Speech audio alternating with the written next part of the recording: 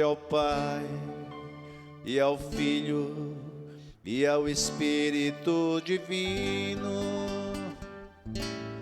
ao Deus que é, que era e que vem pelos séculos. Amém. Aleluia. Aleluia, aleluia, aleluia, aleluia, aleluia, aleluia, aleluia, aleluia.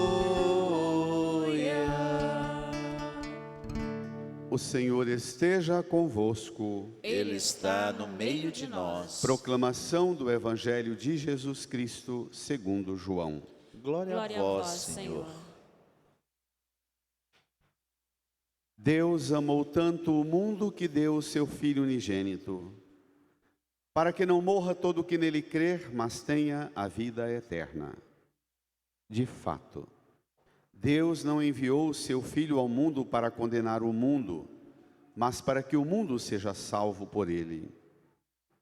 Quem nele crê não é condenado, mas quem não crê já está condenado, porque não acreditou no nome do Filho unigênito.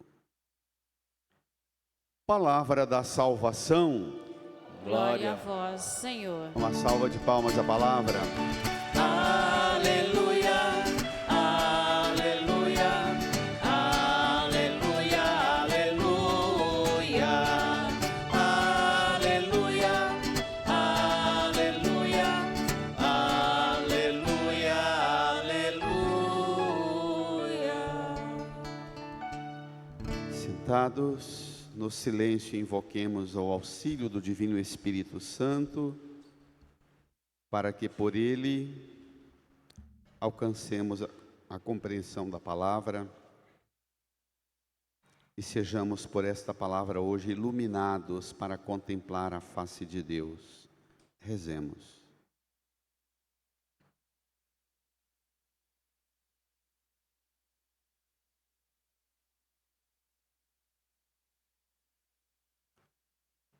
Amém. Irmãs e irmãos, celebramos hoje a festa a solenidade da Santíssima Trindade. O que significa isso? Que o caminho que percorremos de novembro, quando o anjo do Senhor anunciou a Maria que ela seria a mãe de Jesus, percorremos todo novembro, dezembro, Natal, janeiro, Jesus pequeno e depois o batismo de Jesus, Jesus já grande, depois a quaresma, a Semana Santa, a morte, a ressurreição do Senhor. Há 2 domingos ele subiu de volta para junto do Pai e domingo passado mandou sobre nós o Espírito Santo. Hoje celebramos a festa da Santíssima Trindade como que o abrir definitivamente o véu. Deus escancarou sua face e revelou-nos quem Ele é. Não há mais para nós nenhum prejuízo, não temos um obstáculo na relação com Deus, porque não sabemos quem Ele é. Se o quisermos, da parte dEle, Ele já tomou generosamente a sua iniciativa e mostrou plenamente quem Ele é. O problema é que muitas vezes a gente não se interessa por quem Deus é. E a gente fia mais, confia mais no que a gente queria que Deus fosse. Nas idealizações e nas carências que temos. Na realidade, Deus revelou-se para nós e continua sendo Deus. Em nada foi arrancado dele a plenitude do que ele é. Diz Bento XVI, mas Deus só pode ser um mistério.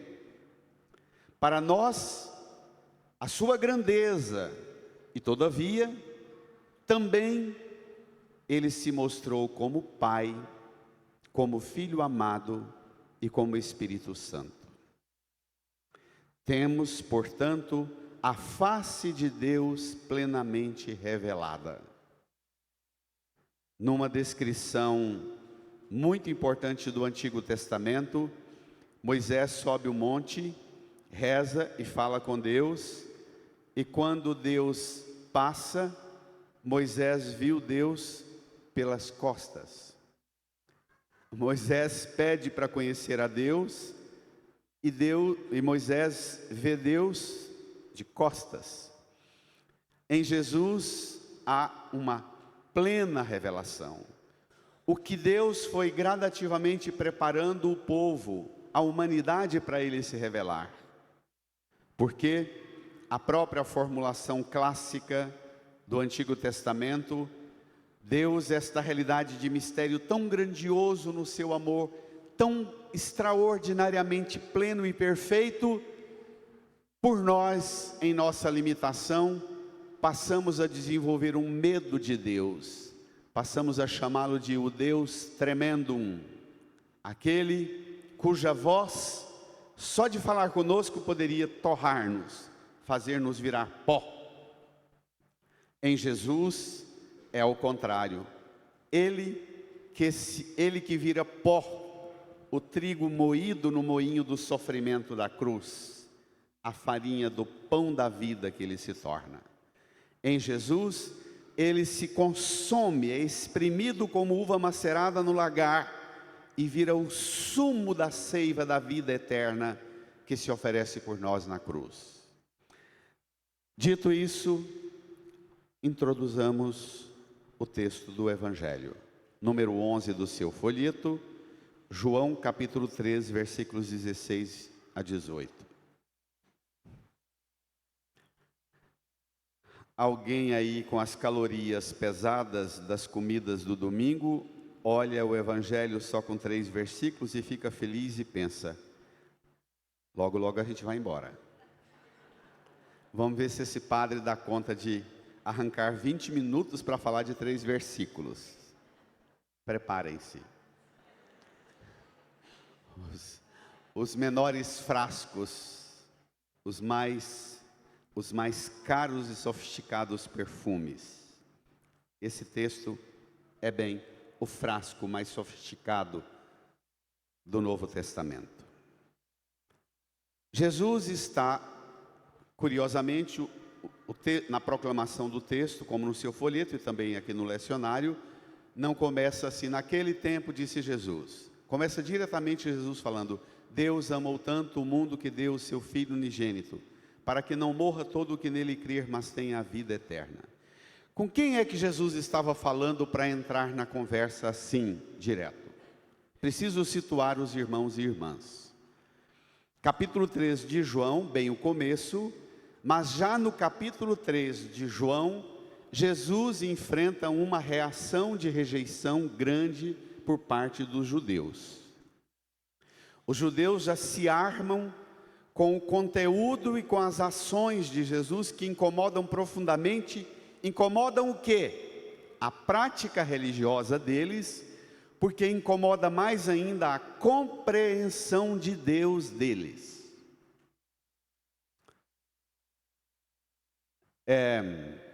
Eu não sei como é que é para você, se de vez em quando você passa por alguma experiência muito forte, em que o próprio Deus desmantela a compreensão que você tem dele.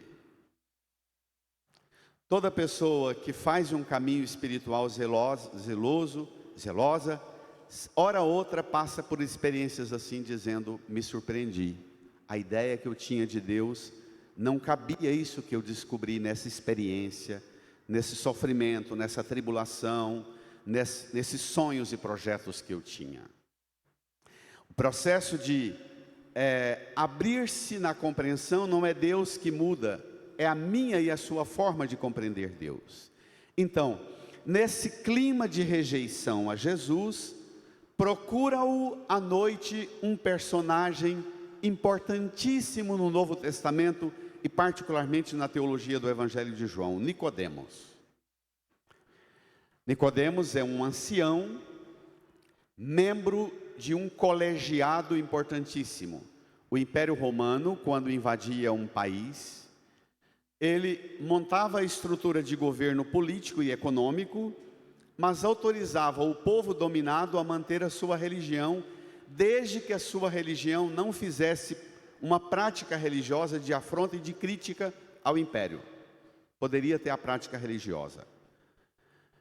O Império Romano impôs assim para Israel e autorizou Israel, que não tinha um governo político, porque o governo político era do Império Romano, mas os judeus tinham um governo, um colegiado para decidir as coisas da cultura e da religião e da tradição e dos costumes e particularmente da interpretação da Bíblia. Esse colegiado se chamava Sinédrio. Era um colegiado formado por 72 homens, vindos das famílias sacerdotais, das descendentes das tribos e das famílias renomadas do território de Israel.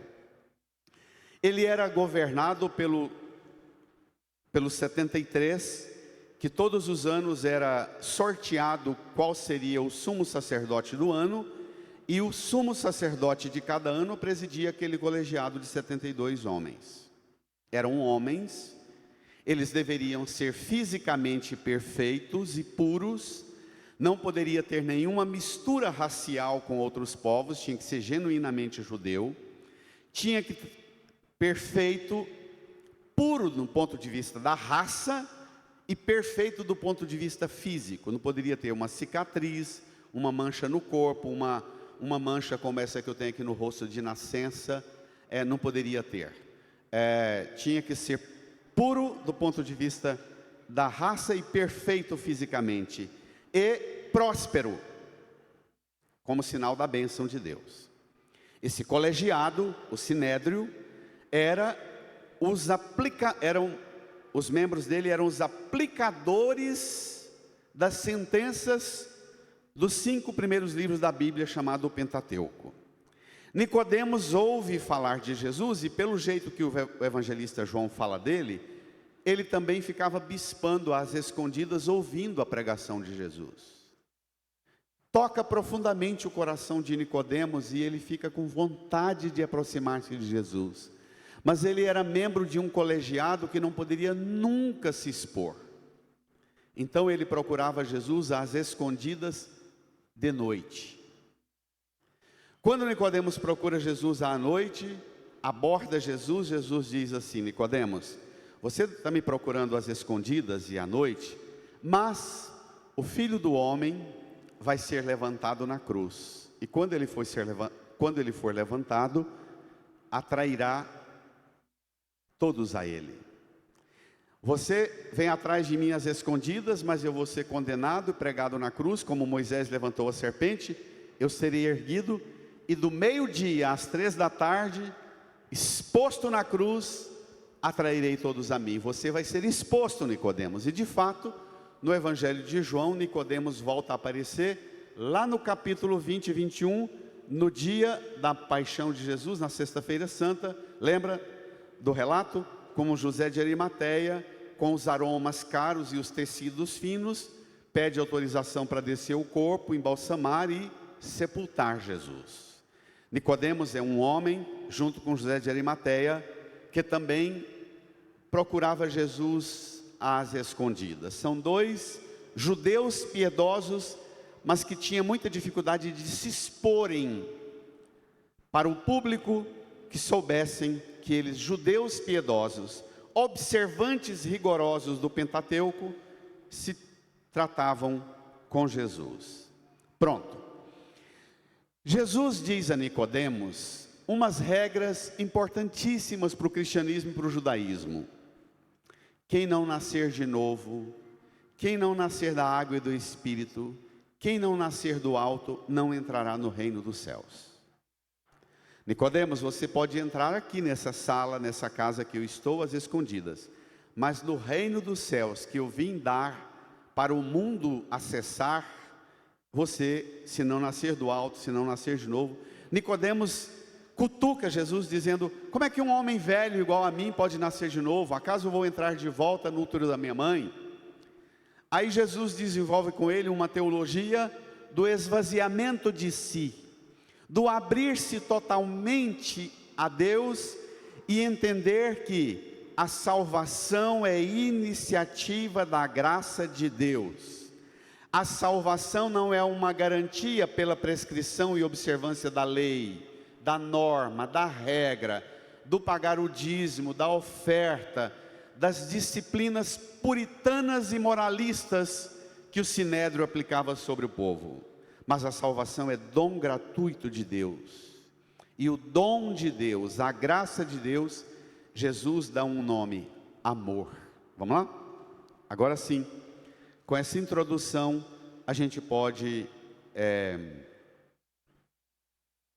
tomar o texto. Deus amou tanto o mundo, leiamos, que deu o seu Filho unigênito, vai, para que não morra todo o que nele crê, mas tenha a vida eterna. Deus amou tanto. Para Jesus, o referencial não é a lei. Paulo vai dizer que a lei mata, o Espírito é que dá vida. Deus amou tanto o mundo. A primazia, o ponto referencial para você entender quem é Deus a partir de Jesus, é a referência do amor. Deus amou tanto que deu o seu Filho unigênito, deu o seu Filho. Está se referindo à entrega de Jesus na cruz. E aqui já desmantela em mim e em você uma presunção. Quando Jesus fala de amor, você pode se recordar daquilo que para você é amor. Dos filminhos românticos, idealizadores, das novelas, das canções apaixonadas que você ouve, ou emotivas que você escuta e chora pensando, amor é isso.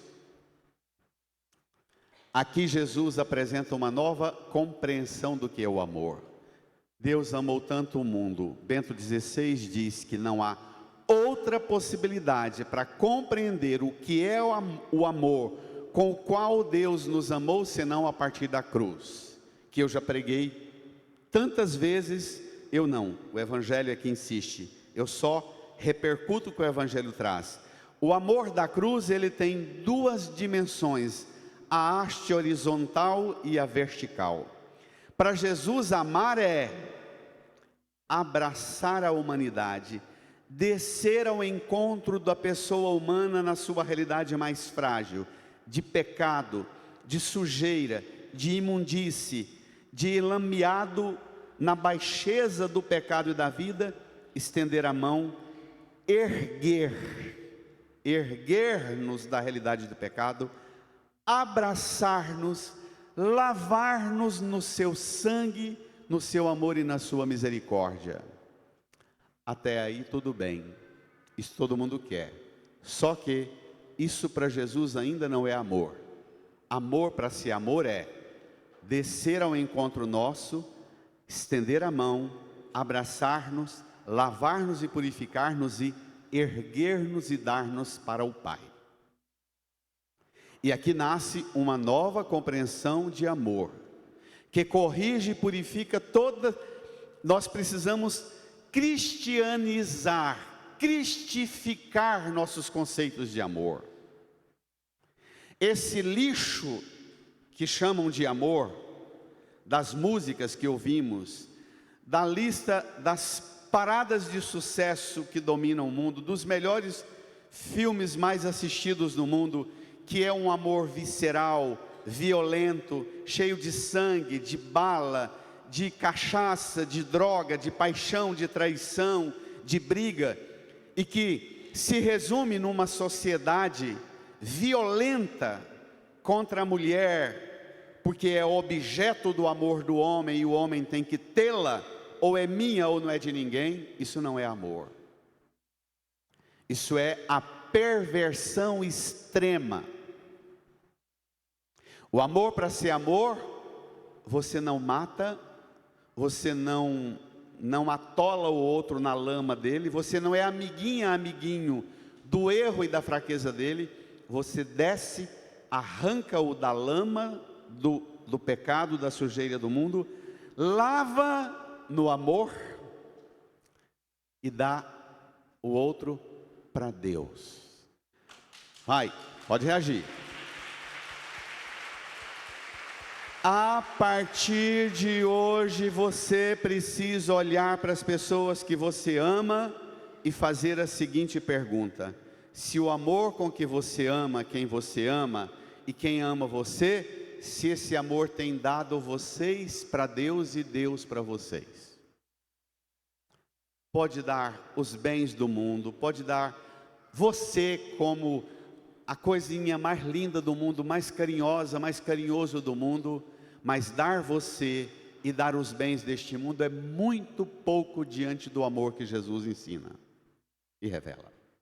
Esse amor da cruz é o amor, amou tanto, não tem medida, não tem balança, não tem régua, não tem trena, amou tanto, que amou o mundo, não amou só os judeus.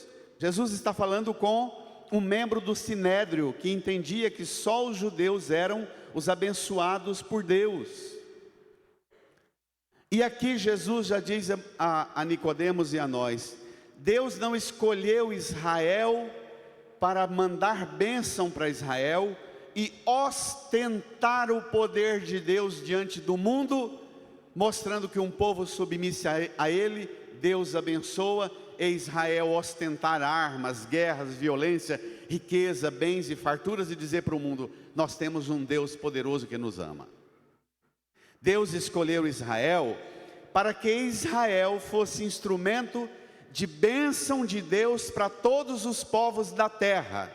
Israel interpretou o mal, achou que o fato de ser escolhido por Deus fazia de Israel o protótipo de perfeição. Israel era tão merecedor da bênção que até Deus se dobrava para ele. E aí de Israel pôs Deus no bolso e pôs a humanidade inteira sujeita a ser escrava de Israel, como até hoje. E tem muitos cristãos hoje, o fundamentalismo está em voga. Tem muitos cristãos de mentalidade fundamentalista que acham que, por ser cristão, nós temos uma bênção maior de Deus e temos autorização para meter bala e eliminar quem a gente quiser e achar que está fazendo mal e eliminar da terra, porque nós somos a bênção de Deus. Nós podemos, como cristãos, temos as armas, a bênção de Deus, a proteção, podemos eliminar quem quisermos, porque abençoados somos nós. Isso não é bênção. Para ser bênção é: Deus amou tanto o mundo, não escapa ninguém. E não só a humanidade, o mundo é um conceito lato, a criação inteira participa desta ação amorosa de Deus. Amém? Amém. Reage. Olhe para a cruz. O amor que dá a Deus e nos devolve para Deus. Tudo está a partir do amor, para o amor, a serviço do amor. A partir de hoje você não vai mais pensar aquela divisão, aquela dicotomia que os estúpidos têm dentro da igreja. Deus é amor, mas é também justiça. É verdade, Deus é amor, mas Ele também é severo no amor dele. A partir de hoje você vai pensar o contrário. A partir do amor com que Cristo nos amou, tudo está a serviço do amor. A ética, a verdade, a justiça, a liberdade, está tudo dobrado e inclinado a serviço do amor. É o contrário. O amor é o centro e a referência com a qual e pela qual Deus se relaciona conosco e se mostra. O amor é a única palavra que define o nome de Deus mesmo. As cartas de João, aquelas cartinhas lá no final da Bíblia, 1ª, 2ª e 3ª carta de João, que ele vai definir precisamente: Deus caritas est. Deus é amor. Quem não ama não aprendeu a conhecer a Deus. Então, para Nicodemos, Isso deveria ser pavoroso. Para Nicodemos, que aprendeu que Israel era o povo eleito. Vem comigo rapidamente na primeira leitura. Do livro do Êxodo. Moisés pediu a Deus pediu a Moisés para Moisés tirar o povo da escravidão do Egito e levar para a terra prometida. Moisés topou. No caminho o povo começou a dar trabalho para Deus e Moisés pediu a Deus: me ajuda porque eu não estou dando conta. Deus falou para Moisés: tá bom, Moisés, eu vou dar as tábuas da lei, você desce do monte e leva para o povo a lei, os mandamentos que vai conduzir o povo. Moisés levou, o povo cantou, dançou, fez festa, caminhou umas 3 semanas feliz para danar, mas logo parou de ouvir os mandamentos de Deus e caiu na desobediência, na murmuração e na reclamação. Moisés sobe de novo o monte, levando com ele as tábuas da lei, e reclama para Deus dizendo: Senhor, o povo não está obedecendo isso aqui não. O que está errado? Comigo, ou com a lei, ou com eles, ou com o Senhor? Me orienta aí. Moisés está no monte falando com Deus, o Senhor Deus desceu na nuvem. Versículo 6 da primeira leitura. Enquanto o Senhor passava diante dele, Moisés gritou, leia: Senhor, Senhor, Deus misericordioso e clemente, paciente, rico em bondade e fiel. Nós comumente tiramos essas passagens do Antigo Testamento e gostamos de pôr apenas uma imagem negativa de Deus no Antigo Testamento, dizendo que Deus do Antigo Testamento é violento, é agressivo, é ameaçador e que o Antigo Testamento superou. Nós não somos a religião da ruptura com o Antigo Testamento. O cristianismo nunca poderá jogar o Antigo Testamento fora e dizer, é heresia falar isso, e dizer que basta o Novo Testamento. Alguns dizem mais, nem o Novo Testamento precisa, basta os 4 evangelhos, o resto joga fora. Isso é heresia, heresia tosca. Nós não somos a religião da ruptura, nós somos a religião quando chegou a plenitude dos tempos, Deus enviou o seu Filho. Quer dizer que houve um caminho no Antigo Testamento em que Deus preparou a plenitude dos tempos. A relação de Deus com o povo no Antigo Testamento é a relação de Deus mesmo com a humanidade e com a igreja. O povo não representa outra coisa senão a própria igreja que Cristo vai constituir como mediação de salvação para todos os povos da terra. Então, quando Deus passa na frente de Moisés, Moisés chama Deus como Deus de misericordioso, clemente, paciente, rico em bondade e fiel. Por que escondemos essa imagem de Deus no Antigo Testamento? Por que realçamos só o rigor, a fúria, o medo e a ameaça? Porque não aceitamos o que vem. Vamos ver?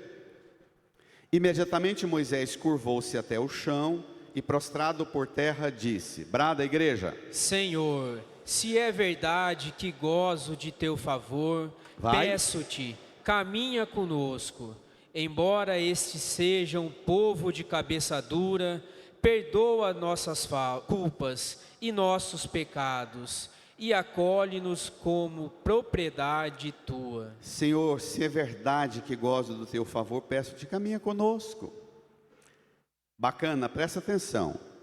Moisés faz uma denúncia dura, embora este seja um povo de cabeça dura, e na frase seguinte ele se inclui como membro do povo da cabeça dura. Ele diz, perdoa nossas culpas, nossos pecados.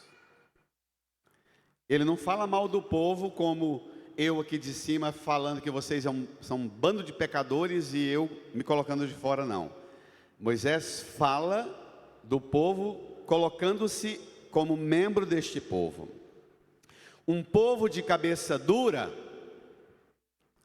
costuma criar uma imagem de Deus, um Deus duro, severo. Se você é só dureza e amargura no coração, necessariamente você vai replicar e gostar das passagens da Bíblia que dão para você uma base falsa, para você ter uma imagem falsa de Deus, um Deus duro, severo, rigorista, condenador.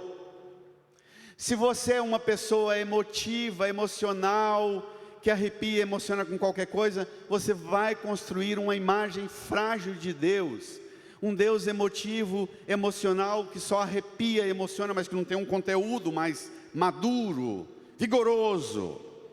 É preciso ter uma cabeça equilibrada para alcançar a compreensão saudável de Deus, que Deus mesmo revela na Escritura. Amém? Amém. Pode reagir. Vença a cabeça dura.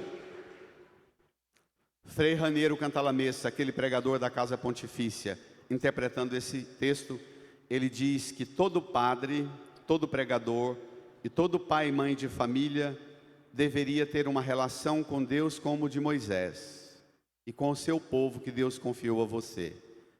Diz ele: Moisés, quando ele está lá no pé do monte, na baixada, Moisés briga com o povo e defende a palavra de Deus. Mas quando Moisés sobe o monte, ele enfrenta Deus e defende o povo. E diz: Senhor, embora este povo seja de cabeça dura, caminha com ele. Então hoje, você muda o seu jeito de rezar pelos de cabeça dura da sua casa e da sua família. Não peça a Deus para que eles fiquem iguais a você e pensem iguais a você e reaja e comporte-se iguais a você. Diga você, incluindo: Senhor, lá em casa nós somos um povo de cabeça dura, caminha conosco. Amoleça a dureza da nossa cabeça, do nosso coração, da nossa alma, do nosso corpo, do nosso espírito. Entendeu? Põe-se nessa dureza e não deixe de rezar. Fale com Deus, mesmo tendo que apresentar a Deus a dureza da cabeça e do coração da sua casa, mas não deixe de falar com Deus e interceder por aqueles, dizendo: Senhor, mesmo assim, caminha conosco. Não é bonito isso? Não é maravilhoso isso? Interceda pelos de cabeça dura, que dão trabalho para você. Pode ter certeza que tem alguém intercedendo também pela dureza da minha cabeça e da sua cabeça. Pode ter certeza. Nós também somos. Volta ao Evangelho. Então, Nicodemos tinha essa visão, cabeça dura, uma interpretação que Deus era Deus somente para Israel. E Jesus diz: não, Deus amou tanto o mundo, deu seu Filho unigênito, para que não morra todo o que nele crer, mas tenha a vida eterna. Versículo 17, tome lá, leia. De fato, Deus não enviou o seu Filho ao mundo para condenar o mundo, mas para que o mundo seja salvo por ele. Você acredita nisso? Ou você olha para os que pensam diferente de você, não agem como você, e diz: já estão condenados, vão para o inferno? Ou você tem prazer em condenar? Em tempos de cristianismo fundamentalista, em todas as épocas da história da humanidade, sempre que a sociedade entra em períodos críticos de conflitos, de relações, de crise econômica, política, social, climática, cultural, financeira, sempre aparecem os delírios religiosos dos fundamentalismos e dos fanáticos com as soluções mágicas. E está dentro do delírio religioso do fanatismo uma ideia de que nós estamos passando por isso porque você não comporta do jeito que nós comportamos. Enquanto você não comportar, Deus vai mandar desgraça e vai eliminar você e nós seremos salvos. Jesus entra numa outra perspectiva.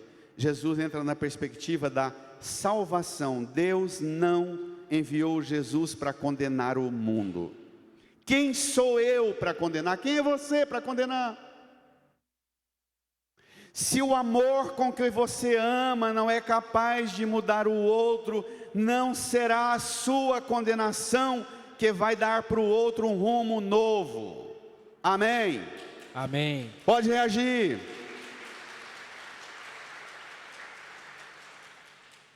Salvo por Ele. Vida eterna e salvação. Aqui está o problema. Aqui está o problema.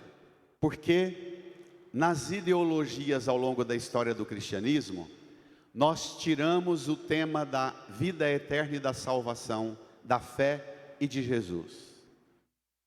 Nós falamos de Jesus sem nos ocupar com o tema da salvação e da vida eterna. As ideologias de esquerda, o marxismo dentro da igreja, dentro do cristianismo, tirou o tema da salvação e da vida eterna e transformou Jesus num líder político para o bem comum, um revolucionário que quer o mínimo para todo mundo. Tirou o tema da salvação e da vida eterna, o marxismo, dentro do cristianismo. Mas o capitalismo, e leia o documento a Rerum Novarum de Leão XIII, para ver o que Leão XIII falou. Do mesmo jeito que ele falou do marxismo, do socialismo, ele fez sentenças extraordinárias para o capitalismo. Vale a pena. Leia Rerum Novarum de Leão XIII. O capitalismo do cristianismo, do mercado e do dinheiro, tirou o tema da salvação e da vida eterna e reduziu Jesus a quê? A teologia da prosperidade. Dá o dízimo, dá a oferta que Deus vai te honrar e te abençoar, e você vai ter tudo aqui. Esvaziou Jesus, não foi? O pregador que vive do seu dízimo pode comprar um jatinho particular por ano, ou 2 ou 3. Qual o problema disso? Pode ter um master que rouba. E aqui eu vou falar uma coisa dura. O governador do Rio matou, sob o comando dele, 121 criminosos. Não falei inocente. Enquanto ele desviou 3 bi da economia pública, da aposentadoria do povo, para injetar no master. E todo mundo aplaudindo, porque ele era um católico de direita, e no dia que ele matou todo mundo, ele foi numa missa no Rio de Janeiro e ainda cantou hino gospel dentro da igreja. E todo mundo aplaudiu. É assim que nós temos que eliminar o mundo. Ele mata 121 porque criminosos, mas ele mesmo desviou 3 bi. Da aposentadoria, não é? Do dinheiro público, para salvar o master. Então aqui, minha gente, nós precisamos purificar nossa concepção de fé e a concepção de religião, porque o mal que o marxismo faz para a fé cristã, esvaziando o cristianismo do tema da salvação e da vida eterna, é o mal que a teologia da prosperidade e a teologia do Deus dinheiro tira o tema da salvação e da vida eterna e põe. O que interessa é a gente montar uma democracia, ou nem falo em democracia, mas um regime totalitário com os valores cristãos. Impossível. Nós temos que montar nossas democracias com valores humanos. O tema da fé é um tema da fé. O cristão leva valores e dilui esses valores na semeadura, mas a religião não está a serviço dos reinos deste mundo, de nenhum dos reinos deste mundo, nem de direita nem de esquerda. O cristianismo não é objeto para a realidade socioeconômica e política, embora tenham valores cristãos importantes de serem impregnados. O cristianismo não pode tirar de Jesus e da revelação bíblica a centralidade da vida eterna e da salvação. Versículo 18, vem comigo, para você entender isso. Isso aqui, minha gente, precisa de um estudo, de uma coisa que nós, padres, estudamos. Antes de começar a teologia, a gente estuda 4 anos de filosofia e de lógica, precisa de raciocínio lógico, precisa de raciocínio de domínio de conceitos filosóficos, para depois ter domínio sobre conceitos teológicos, senão atrofia a mente nas ideinhas emotivas e apaixonadas das ideologias. As ideologias precisam de raiva e de ódio, porque ela não tem lógica. Porque toda ideologia que precisa de raiva e de ódio, ela é necessariamente emburrecedora. E as ideologias precisam da ferramenta do ódio para passar medo, e o medo é a melhor forma de negar Deus. Olha o que Jesus fala no versículo 18. Quem nele crê não é condenado. O verbo está no presente. Mas quem não crê já está condenado, porque não acreditou no nome do Filho unigênito. Escuta o que eu vou te falar. É um dos raciocínios mais difíceis de fazer. Já no judaísmo, no tempo de Jesus, e nos 2, 3 primeiros séculos antes de Cristo e depois de Cristo, está contido no judaísmo do tempo de Jesus e dos primeiros séculos, e para muitos pensadores também do mundo cristão, o juízo final devia vir no fim da história, no fim dos tempos. O evangelista João escreve o seu evangelho e faz uma correção dramática. O evangelista diz que não. Para o evangelho de João, o julgamento se dá aqui e agora, quando a pessoa encontra na sua vida alguém que Deus providenciou e pôs na sua frente, alguém para falar de você, que Jesus te amou, deu a vida por você, morreu na cruz para te salvar. O ápice é a cruz. A obra de Deus para a salvação do mundo já aconteceu. O julgamento já aconteceu. E a partir do momento que você aceita Jesus como seu Senhor e Salvador, você já está sob o tempo do juízo realizado, julgado. Escuta o que Jesus diz: quem nele crê não é condenado, mas quem não crê já está condenado. É o crer. Isso aqui corrige uma das coisas mais difíceis de tirar da nossa cabeça. Deus não manda ninguém para o inferno, senão Ele não seria o Deus de amor. Deus é impossível que o Deus de Jesus Cristo tenha prazer em chegar perto de quem está perto do precipício, só um empurrãozinho e dizer lasca, arrebenta o resto. Impossível. Nós vamos para o precipício quando nós nos recusamos a acolher. Deus jogou a boia, mas você olha para a boia e diz: eu não quero essa boia. Enquanto eu não ganhar um iatezinho financiado pelo Master, eu não entro nele para me salvar. A boia, minha gente, é frágil, mas ela te garante travessia para o eterno. A boia é a igreja. Não olheis os nossos pecados, mas a fé que anima a vossa igreja. A boia é um pregadorzinho tonto que nem eu aqui na frente de vocês. A boia é frágil, sempre será frágil. A boia é aquele pai, aquela mãe que te ensinou a fé e que você tomou raiva da fé, porque um dia esse pai, essa mãe deslizou e cometeu uma coisa que ofendeu você e você jogou a boia fora. A boia será sempre boia, frágil. A salvação é a sua adesão pessoal a Jesus e a sua acolhida e dizer: a partir daqui, venha o que vier, aconteça o que acontecer, das melhores conquistas ou das piores derrotas, fracassos e sofrimentos, Senhor, eu estou nas suas mãos, o julgamento já aconteceu e das suas mãos não permita que eu seja arrancado, e eu aceito a salvação que vem de ti. E a partir do momento que você aceita e acolhe, o julgamento já aconteceu e você já está no plano de salvação de Deus. Amém? Amém. Reage.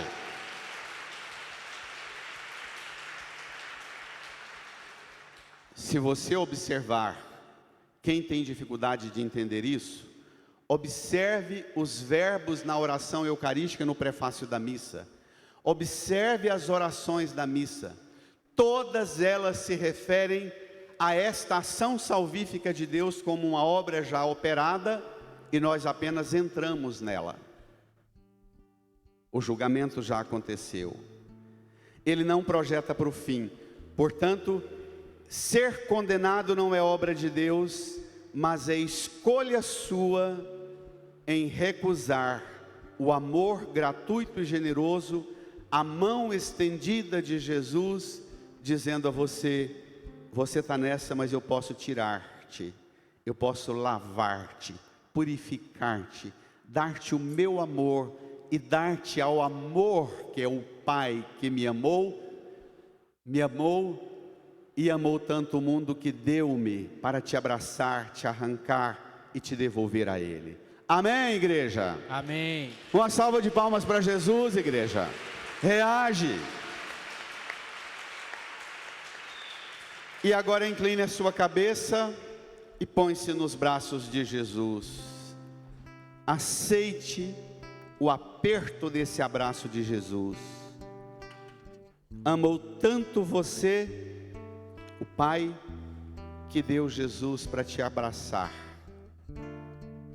para te acolher, para te lavar, te purificar e te devolver para Deus, porque o pecado tinha arrancado você de Deus, e agora você pode se devolver nas mãos de Jesus, para o colo de Deus Pai.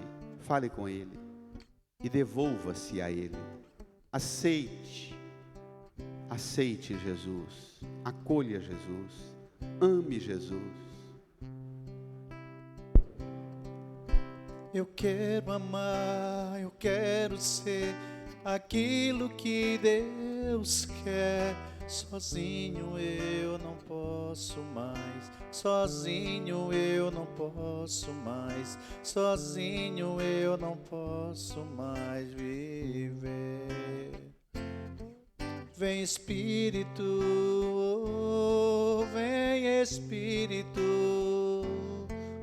Sozinho eu não posso mais, sozinho eu não posso mais, sozinho eu não posso mais viver. Eu quero amar. Eu quero amar, Vamos eu cantar? quero ser aquilo que Deus quer. Canta, Sozinho eu não posso mais, sozinho eu não posso mais, sozinho eu não posso mais. De pé, sozinho eu não posso. Canta. Sozinho eu não posso mais, sozinho eu não posso mais, sozinho eu não posso mais. Deixe o folheto no banco, estenda as mãos aqui para a cruz e diga comigo: Senhor Jesus, eu creio firmemente nesta palavra que ouvimos e meditamos. Eu creio nesse amor Eu creio nesse com amor, que Deus amou tanto o mundo, como Deus amou tanto que deu o Senhor, que deu o Senhor, o Filho de Deus, o Filho de Deus, para salvar, não não para condenar, para condenar, mas para dar a vida eterna mas para dar a cada um vida de eterna nós. a cada um de nós. Obrigado, Jesus. Obrigada, Jesus. Eu acolho Eu acolho esta salvação, esta salvação, esta vida eterna, esta vida que eterna, só o Senhor pode me dar. que só o Senhor pode Mas me dar. nada, Mas nada, nem ninguém ninguém é capaz é capaz de dar-me de a dar participação a participação plena em Deus. Obrigado, Jesus. Obrigada, Jesus. Eu acolho, Jesus, Eu acolho este Jesus, amor este amor com que Deus me ama, com que Deus me com que ama, Deus me amou com que Deus e me amou amará sempre. e me amará sempre. Põe a mão no coração, incline a sua cabeça e faça o seu louvor, sua ação de graças ao Senhor por ser amado tanto, tanto, tanto, ao ponto de alcançar a graça da salvação, da vida eterna, da plenitude em Deus. Obrigado, Senhor, te louvamos, te glorificamos por este dom precioso do amor que salva. Amém. A paz do Senhor esteja sempre convosco. O amor de Cristo nos uniu. Com alegria saudai-vos em Cristo Jesus.